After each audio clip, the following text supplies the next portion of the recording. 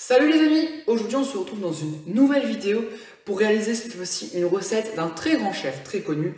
Vous ne vous en doutez pas, c'est Philippe Conticini. Aujourd'hui donc nous allons réaliser sa tarte aux fraises basilic, une tarte qui est vraiment très originale, vous allez le voir, notamment donc avec l'association de saveurs fraises et basilic, car ce basilic va vraiment apporter une note hyper fraîche, hyper délicieuse, qui va vraiment bien contraster avec la fraise, et donc ça va vraiment donner une puissance à cette tarte, un goût de folie que vous allez adorer.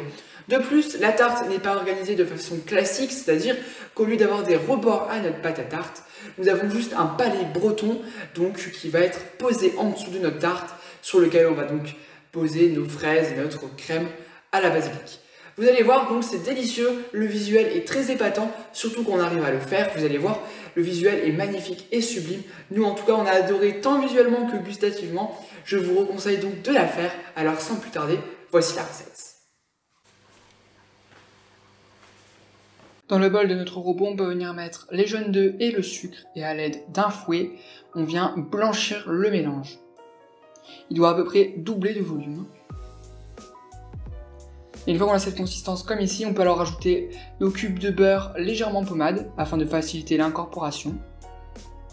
Et on fouette jusqu'à avoir une préparation homogène.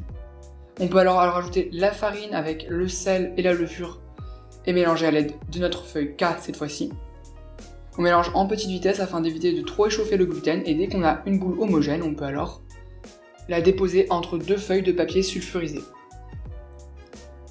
On vient ensuite l'étaler sur une épaisseur d'1 cm. Il faut que nos sablés bretons soient assez épais en effet. Puis on la place au congélateur pendant 1 heure avant de détailler des sablés de 8 cm de diamètre. On peut alors les déposer sur un tapis en silicone et les faire cuire durant 20 à 25 minutes à 160 degrés. Ils seront alors bien dorés. Pendant ce temps, on peut venir faire notre crème en faisant bouillir et infuser donc le lait avec le basilic. Pendant ce temps, en parallèle, vous pouvez mettre dans un bol vos jaunes d'œufs et le sucre et battre le tout. Rajouter la farine et la maïzena et continuer de mélanger jusqu'à avoir une préparation homogène.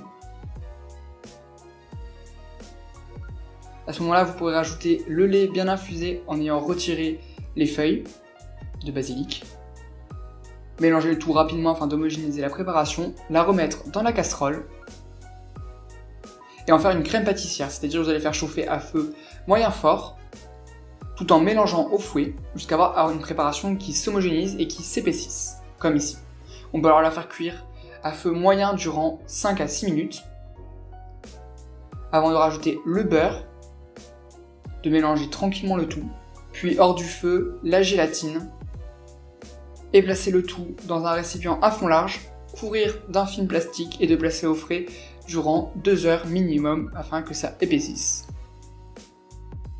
Par la suite, une fois que la crème est bien froide, on place la crème dans un bol et à l'aide d'un fouet, on peut venir battre cette crème afin de l'alléger et on la bat jusqu'à ce qu'elle soit souple comme ici. Regardez bien la texture que je tiens à la fin. On la place alors dans une poche à douille munie d'une douille lisse de 20 mm de diamètre et on la poche sur chaque sablé, donc une grosse boule sur chaque sablé. Puis on vient recouvrir le tout de quartiers de fraises que l'on aura préalablement découpés. L'écart doit être visible et on doit resserrer les fraises au maximum afin d'éviter de voir le blanc de la crème.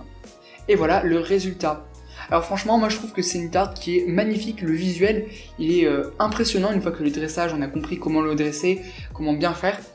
Franchement, je vois sur les tartelettes, je suis vraiment ravi, le dressage il est unique et il a un rendu sublime.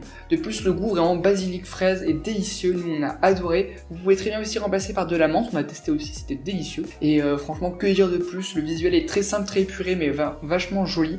Nous on a adoré. Alors si cette vidéo t'a plu, n'hésite pas à t'abonner à mon compte Instagram, liker la vidéo, et à t'abonner à ma chaîne YouTube en activant la petite cloche pour ne rien rater des prochaines vidéos. Et tu peux me dire quelle prochaine vidéo de Philippe Conticini voudrais-tu que je réalise, et moi je te dis à bientôt.